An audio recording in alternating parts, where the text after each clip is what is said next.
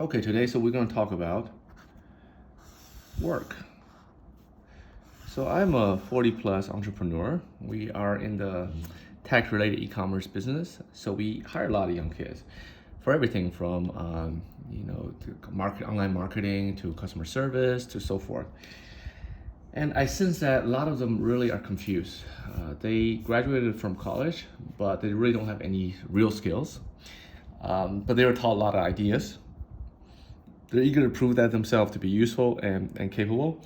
So they do a lot of things that are simply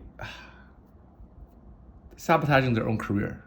So today I wanted to give you an outline of the career path from someone who has been there and gone through it, and give you some sort of organization. Give you sort of organization so that you can understand where you are in your career and how you can place yourself ability-wise as well as directional-wise. So imagine this line is you and the boss. Okay? And this is when you first started. The boss is like this. He knows a lot about you. When I say boss, I mean your immediate supervisor and people who is above you or more experienced than you, right? It doesn't have to be a boss, like a owner of the company. So you're at, let's say 90%, right? So that means, what 90% means that the boss, for any given task, the boss probably need to direct you or give you information 90% of the way. You are trying to execute the last 10%. And at this point, believe it or not, the company is losing money because the boss would have done it much more efficiently on his own. But because he needs to nurture the next generation, he needs to spend time investing in you, right? So at this point, of course, you just got hired or you just started a job. Your pay is going to be very low compared to other people more senior. You have virtually no network that can really help you in the industry that you decide to get into. And the relationship between you and your boss is the one of clear supervisor and subordinate, right? Not because they're trying to oppress you, it's just that you don't know anything. At this point, what should you do? You actually should seek criticism. You should be humble. And this is something that I strongly advise the Western educated kid to do. Because often what I see when I hire Western versus Eastern educated kids is that the Eastern educated kids tend to be a lot more humble and willing to listen, but the Western educated kids tend to be more cocky than they should be. They're overly confident in their abilities. So this is the beginning of your career, right? So okay, now let's continue. Same graph. So now we're 5 years into your career, maybe longer, maybe shorter, depending on how clever and how observant and how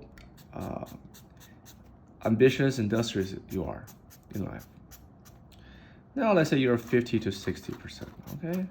Okay, so where are you? Now you're 25, 26, maybe 27, 28. Your pay has increased, why? Because you can do more, right? Now the boss only have to tell you for any given task, the boss really just have to give you a rough direction and the key requirements for this to complete this job, and you can figure out the rest on your own. And now you have a network to help you because you realized by this point that you can't do everything on your own. That doesn't matter how smart you are. You're going to depend on people. So you cultivated a good network or somewhat a good network that can help you get things done. And the relationship between you and your boss has changed at this point, right? It's not so clearly one-way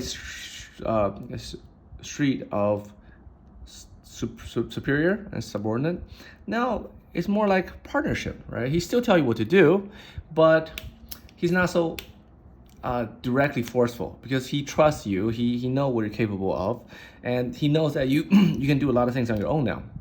So the relationship also has changed. Dynamic has changed. Okay. At this point, he's going to still give you criticism, right? But and you still should seek it.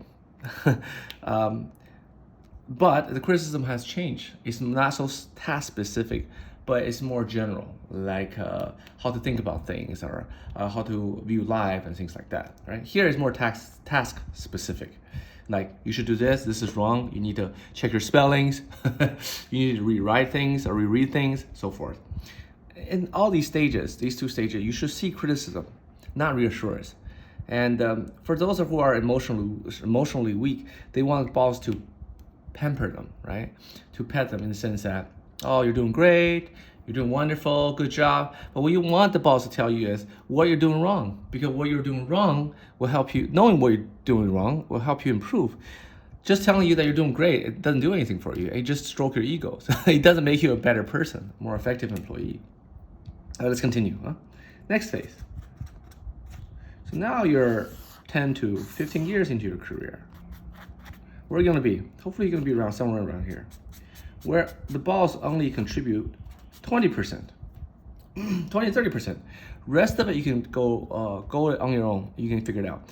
So at this point, the boss really just give you a strategic overview of what the company needs to do, and you do the rest because you already know. You've been with the company, you know the product, you know the industry, you have a great network that you can tap onto to help you get things done. And the relationship between you and your boss at this point, really, even though he is officially your boss, but what he really is your partner in this. Oh, sorry to move this up. He's really a partner in this, right? And that's fantastic. So you know him, he knows you, he trusts you, you trust him. It's a great relationship.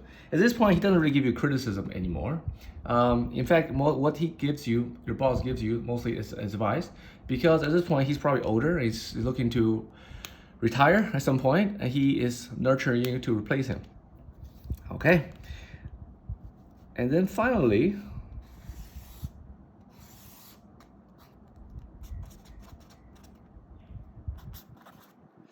this is you, okay? So by this stage, this one you can say, oh, I'm running out of space, so here we go. We'll just put it right here. So at this stage, you can start, if you're risk seeking, meaning also you're reward seeking.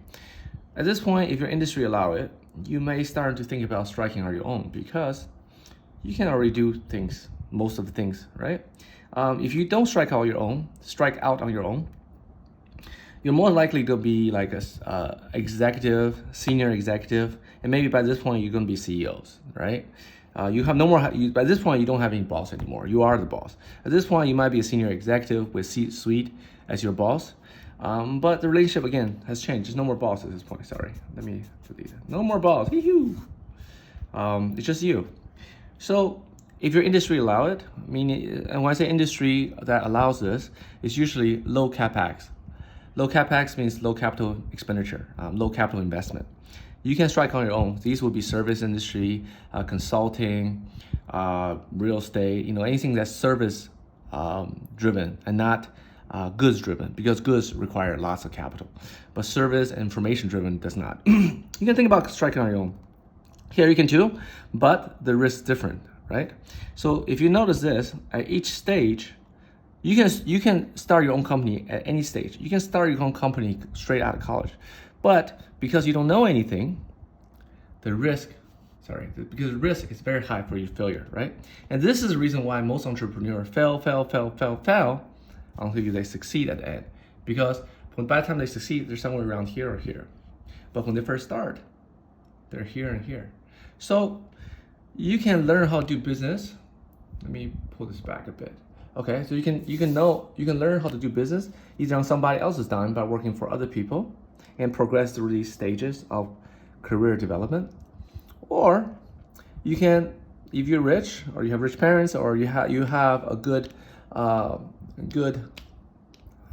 game where you can convince other people to invest in you, then you can start out here and use somebody else's money to learn these mistakes. But it doesn't matter either way. You still have to go through this stage of life. So I'm somewhere around here now. As a person, I'm 40. I'm somewhere around here. I actually started out work for myself. I failed. Then I went into the organization. I learned something, and then I reached here. So for me, this is entrepreneurship. This is for corporate, and then I'm here now, right? And everyone has a different path.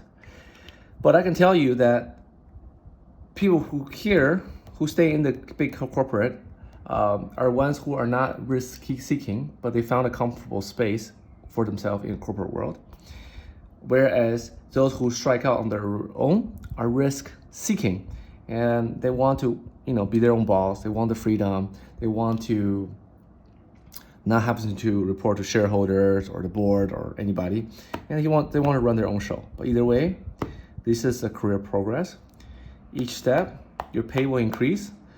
Each step, your network will increase. And each step, your relationship with your superior will change from that of clear superior subordinate to eventually becoming partnership. Eventually, you become the boss yourself.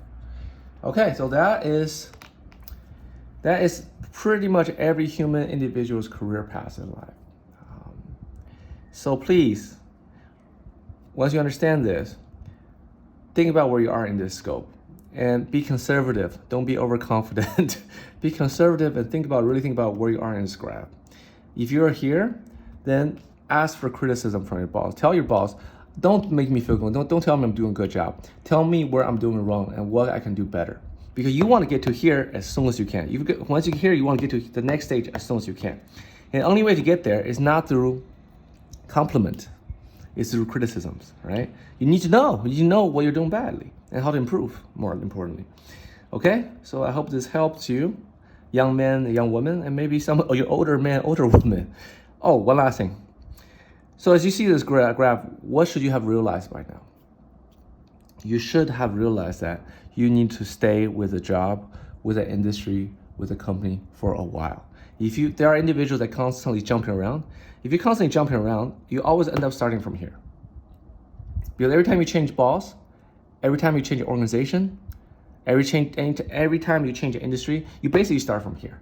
So for you to accumulate, you need to stick with something for a while. Now, I understand that there's industries that come and go, and that's you're forced to change. There's nothing you can do about it. But the real money is staying for a long run, not keep jumping ships. Okay, that's my advice for all the employees out there.